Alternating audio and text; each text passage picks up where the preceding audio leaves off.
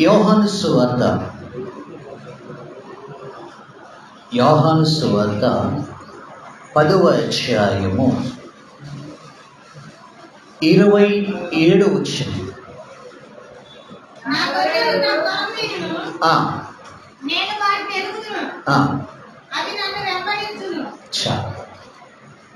నా వైపు తిరగండి.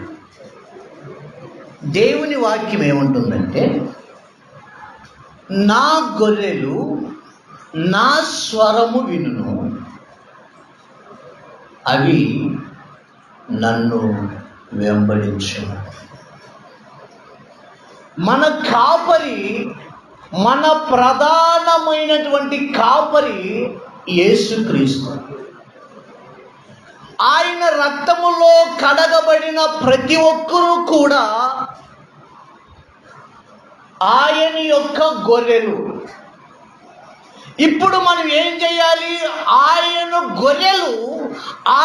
గొర్రెలమైనటువంటి మనము ఆయన యొక్క వాక్యాన్ని విని యేసయ్యను వెంబడించాలి. దేవునికి స్తోత్రం చెప్పండి. దేవుని వాక్యం ఏముంటుందంటే, నా గొర్రెలు నా స్వరాన్ని వింటాయి, నా గొర్రెలు నా మాటలు వింటాయి, నా పిల్లలు నా మాటకు లోబడతారు, నా పిల్లలు నన్ను అనుసరిస్తారు, నా పిల్లలు నా కోసం బ్రతుకుతారు, నా పిల్లలు నా కోసం కష్టపడతారు, నా పిల్లలు నా యొక్క రాజ్యాన్ని కడతారు. దేవుని స్వరము అనగా దేవుని యొక్క వాక్యం. దేవుని వాక్యం అంటుంది, నా గొర్రెలు నా స్వరాన్ని విన్నును. దేవుని పిల్లలు, దేవుని రక్తములో కడగబడిన వాళ్ళు దేవుడు చెప్పిన విధంగా బ్రతుకుతారు, దేవుడు చెప్పిన విధంగా జీవిస్తారు, దేవుడు చెప్పిన విధంగా నడుచుకుంటారు, దేవుడు చెప్పిన విధంగా ప్రవర్తిస్తారు. ఎందుకని? యేసయ్య పరిశుద్ధుడు. యేసుక్రీస్తు ఎటువంటి వాడు చెప్పండి?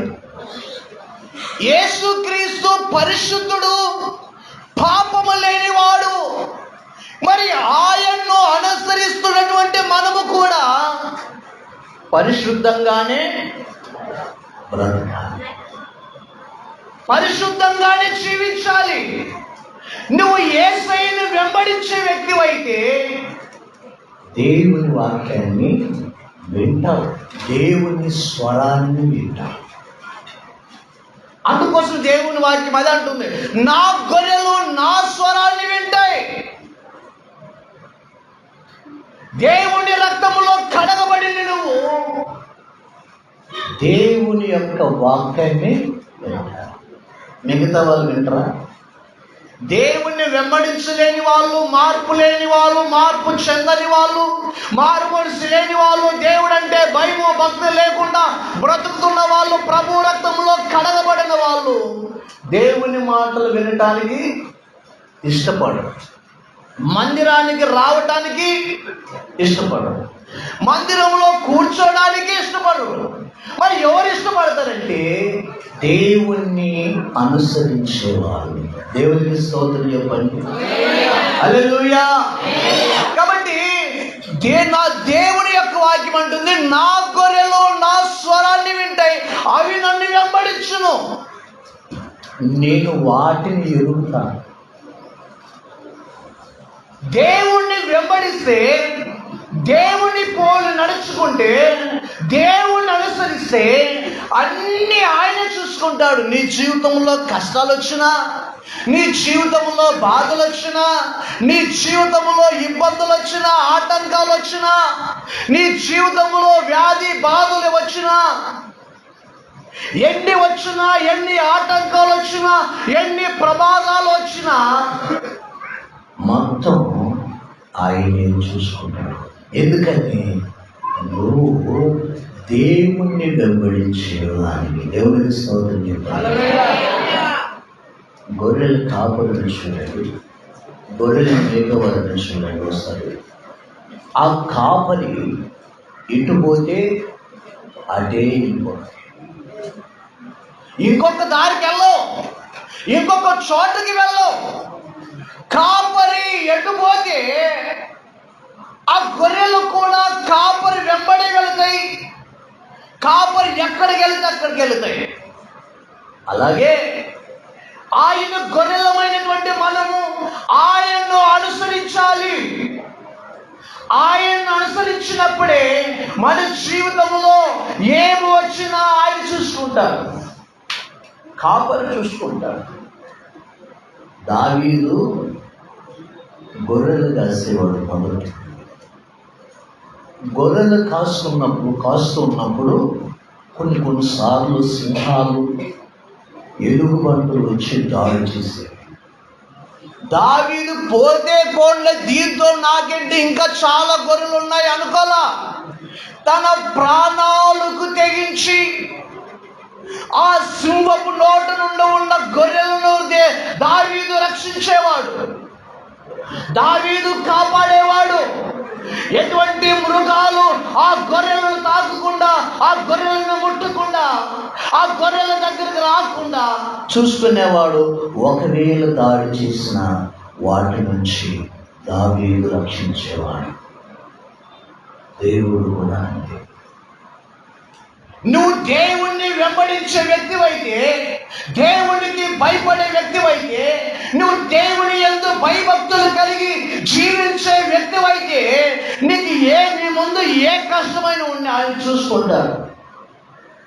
నీ జీవితంలో, నీ కుటుంబంలో ఏ బాధలు వచ్చినా, ఏ ఇబ్బందులు వచ్చినా, ఏ ఆటంకాలు వచ్చినా, ఏ రోగ వ్యాధి బాధలు వచ్చినా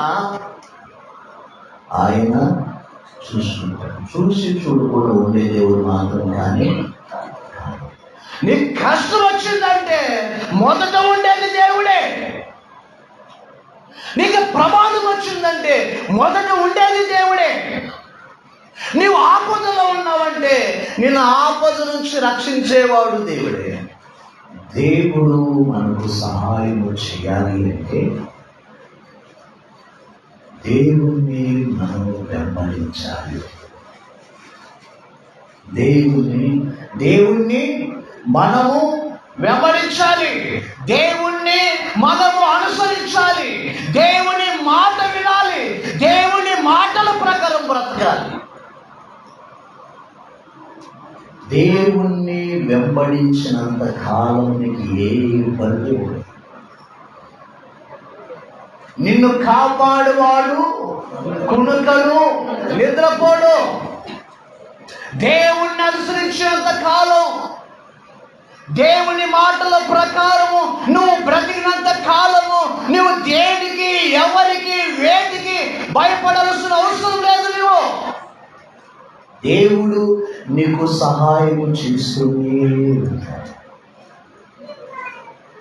ఎప్పుడు మనం ఇదైతే దేవుని మార్గములో నడవవలసిన మనము, దేవుని దగ్గరికి రావలసిన మనము, దేవుని దగ్గర కృతజ్ఞత కలిగి బ్రతకవలసిన మనము, దేవుని మార్గములో నడవవలసిన మనము, దేవుని పోలి నడవవలసిన మనము, దేవుని మాట వినకుండా దేవునికి విరుద్ధంగా బ్రతుకుతున్నప్పుడే మనకు ప్రమాదం.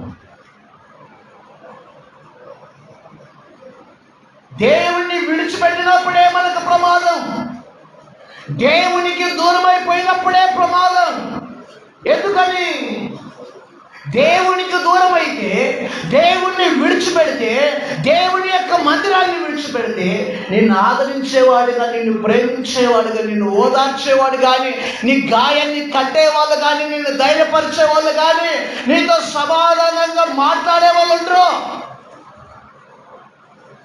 అదే నువ్వు దేవుణ్ణి వెంబడిస్తే, అదే నువ్వు దేవుణ్ణి నమ్మితే, అదే నువ్వు దేవుని మీద ఆధారపడితే, దేవుని మీద విశ్వాసం ఉంచితే, నువ్వు బాధపడుతున్నా దేవుడిని బలపరుస్తాడు. దేవుని స్తోత్రం. నువ్వు గాయముతో బలహీనంగా ఉన్నా దేవుడు బాగు చేస్తాడు. కుటుంబ పరిస్థితులు బాగోలేకపోయినా నీ అవసరాలు తీరుస్తాడు. ఏ స్థితిలో ఉన్నా తండ్రి అని మొదలుపెడితే చాలు, దేవుడు నువ్వు చేసే ప్రార్థన దేవుడి విని దేవుడికి సహాయం చేస్తాడు. దేవుడికి స్తోత్రం చెప్పండి. హల్లెలూయా. దేవుణ్ణి వెంబడించేంత కాలం నువ్వు ఏ విషయంలో దేనికి భయపడాల్సిన అవసరం లేదు. దేవుడి కోసం బ్రతుకుతూ ముందుకు సాగితే చాలు.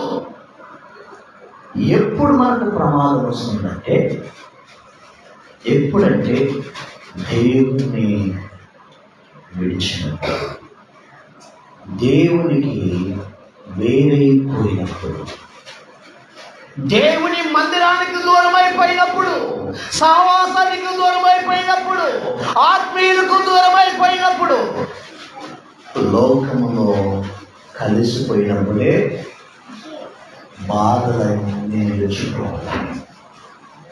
చిన్న ఎగ్జాంపుల్ మీరు చదవండి ఒకసారి. లూకాసు సువార్త 15వ అధ్యాయము 13వ వచనం చదవండి. లూకాసు సువార్త 15వ అధ్యాయం.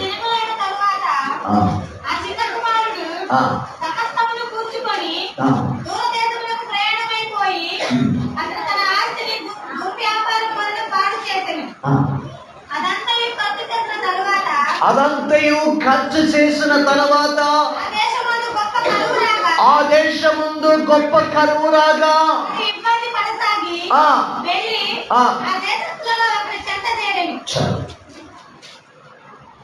ఒక వ్యక్తికి 2 కుమారులు ఉన్నారు. వారిలో చిన్నవాడు వచ్చి తండ్రి దగ్గరికి, నాయనా నువ్వు సంపాదించిన దాంట్లో నాకు ఎంతైతే భాగం వస్తుందో అంత నాకు పంచిపెట్టాను. తండ్రి కుమారుని ఇబ్బంది పెట్టడం ఇష్టం లేక ఆస్తిని పంచిపెట్టేశాడు. కొన్ని దినాలకి దూరదేశానికి వెళ్ళిపోయాడు.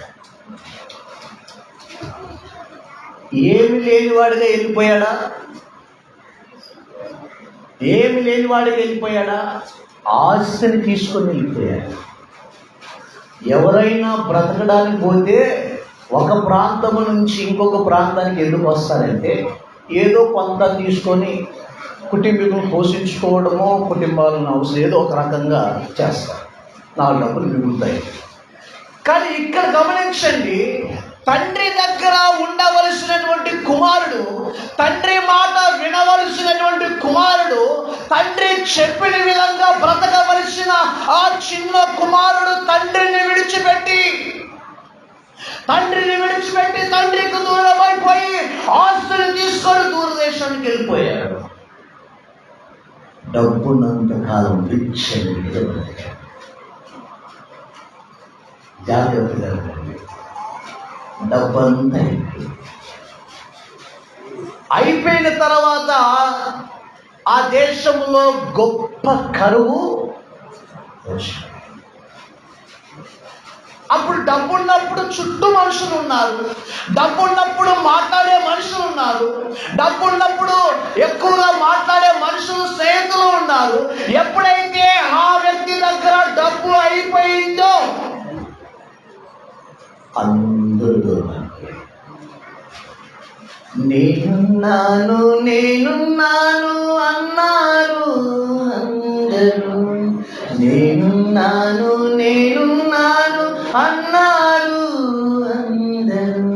కష్టాలొస్తే వారంతా కదిలిపోతారు. ఒక్కడినై ఒంటరినై అందరికీ దూరమై, ఒక్కడినై ఒంటరినై అందరికీ దూరమై, అనాదిగా నిలిచాను. రావా యేసయ్యా, రావా యేసయ్యా, రావా యేసయ్యా, రావా యేసయ్యా. హల్లెలూయా. జాగ్రత్తగా వినండి. అందరూ దూరం అయిపోయారు. డబ్బు ఉన్నప్పుడు ఆ వ్యక్తి దగ్గర అంటారు, రే నీ దగ్గర నేనున్నాను, నీకే కష్టం వచ్చి నేను ఉన్నాను రా, నా దగ్గరికి రారా, నా కుటుంబీకుల దగ్గరికి రారా, నాతో ఉండరా అన్న వాళ్ళు ఉన్నారు. కానీ ఎప్పుడైతే డబ్బు అయిపోయిందో, ఆ దేశంలో కరువు వచ్చిందో, మాట్లాడే దిక్కు లేదండి. పలకరించే వాళ్ళు లేరు, పలకరించకపోయినా తోడుండే వాళ్ళు లేరు. ఆఖరికి అన్నం పెట్టే వాళ్ళు కూడా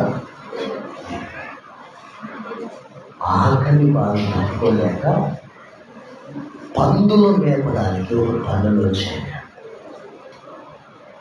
అక్కడ కూడా దొరకలేదు.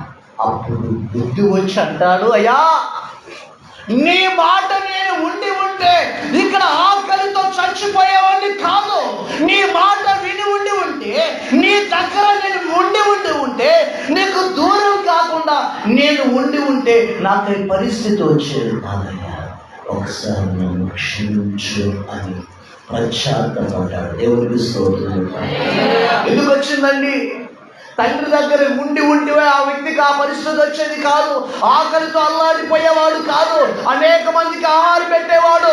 అనేక కూలి వందలకి వాళ్ళ ఇంటిలో సమృద్ధి అయిన ఆహారం ఉండేది. ఎందుకు వచ్చింది ఆకలి పరిస్థితి? ఒంటరిగా అనుభవించవలసిన పరిస్థితి ఎందుకు వచ్చింది?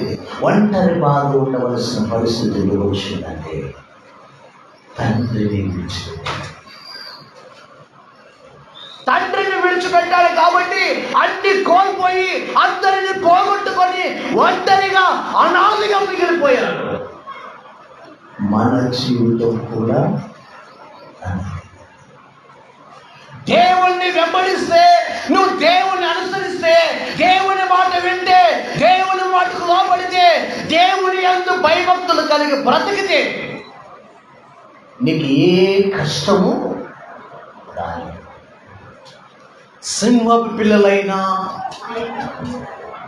ఏమండి, సింహపు పిల్లలైనా ఏదో ఒక టైంలో ఆకలి వంటే కానీ నన్ను ఆశ్రయించే వారికి ఏ మేలు కొదవై ఉండదు. అంటే ఏ విషయంలో కూడా దేవుడు తక్కువ. చిన్న మాట చెప్పి ముగిస్తాడు. ఇశ్రాయేలీయులు ఎన్ని సంవత్సరాలు ప్రయాణం చేస్తారండి? ఎన్ని సంవత్సరాలు? మనం ఏం చేస్తాం? పండగ కొత్త బట్టలు దొరుకుకుంటామా? ఏమో ఇప్పుడు మాట్లాడుతున్నాం. కొత్త బట్టలు, కొత్త చెప్పులు అన్నీ బాగానే ఉంటాయి. ఎందుకు ఈ విషయం చెప్తున్నానంటే, ఇశ్రాయేలీయులు ఎన్ని సంవత్సరాలు నడిచారు? అరణ్యములో 40 సంవత్సరాలు నడిచారు. కానీ దేవుని వాక్యం అంటుంది, వాళ్ళ చెప్పులు తెగిపోలేదు, వాళ్ళ బట్టలు మార్చిపోలేదు, వాళ్ళ కాళ్ళకు వాపు కూడా రాలా. వాళ్ళ కాళ్ళకు వాపు కూడా 40 సంవత్సరాలు ఏ కష్టం లేకుండా ప్రభు చూసుకున్నారు. దేవునికి స్తోత్రం. హల్లెలూయా, హల్లెలూయా. అలాగే నువ్వు దేవుణ్ణి అనుసరించే వ్యక్తివైతే,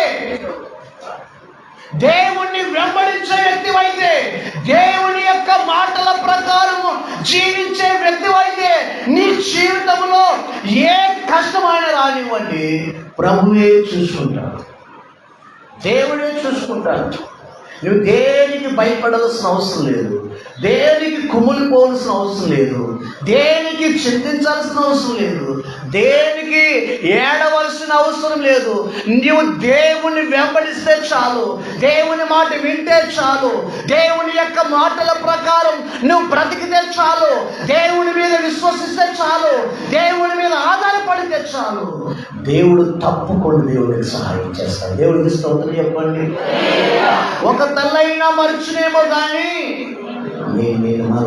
నీ వాళ్ళు నీకు సహాయం చేయకపోవచ్చు, నీ కుటుంబీకులు నీకు సహాయం చేయకపోవచ్చు, నీ స్నేహితులు నీకు సహాయం చేయకపోవచ్చు, నీ బంధువులు, రక్త సంబంధికులు, స్నేహితులు, ఉన్నవాళ్ళు, లేని వాళ్ళు ఎవరే సహాయం చేయకపోవచ్చు. ఎవరు సహాయం చేసినా సహాయం చేయకపోయినా దేవుడు తప్పకుండా సహాయం చేస్తాడు. కాబట్టి ఏం చేయాలి? దేవుడు మనకు సహాయం చేయాలంటే దేవుణ్ణి వెంబడించాలి, దేవుణ్ణి అనుసరించాలి. యేసయ్య మీద ఆధారపడాలి. పేతురు అంటాడయ్యా, మేము సమస్తాన్ని విడిచిపెట్టి కుటుంబీకులను పిల్లలందరినీ విడిచిపెట్టేసి పనులు విడిచిపెట్టేసి నేను వెంబడించి మాకేం లేదు, నువ్వు పోగొట్టుకున్న దానికంటే 100 రెట్లు దొరుకుతాయన్నాడు దేవుడు. కాబట్టి నాకు నీ సహోదరి సహోదరుగా దేవుడు వాక్యం అంటాడు, నా గొర్రెలు నా స్వరాన్ని. అందుకోసం దావీదు అంటాడు కీర్తనల గ్రంథం 23:3 యెహోవా నా కాపరి, నాకు లేమి కలగదు. పచ్చిక గల చోట ఆయన నన్ను పరుని చేయించున్నాడు, శాంతికరమైన జలముల యొద్ద నన్ను నడిపించుచున్నాడు, నా ప్రాణములకు ఆయన సేద తీర్చుచున్నాడు.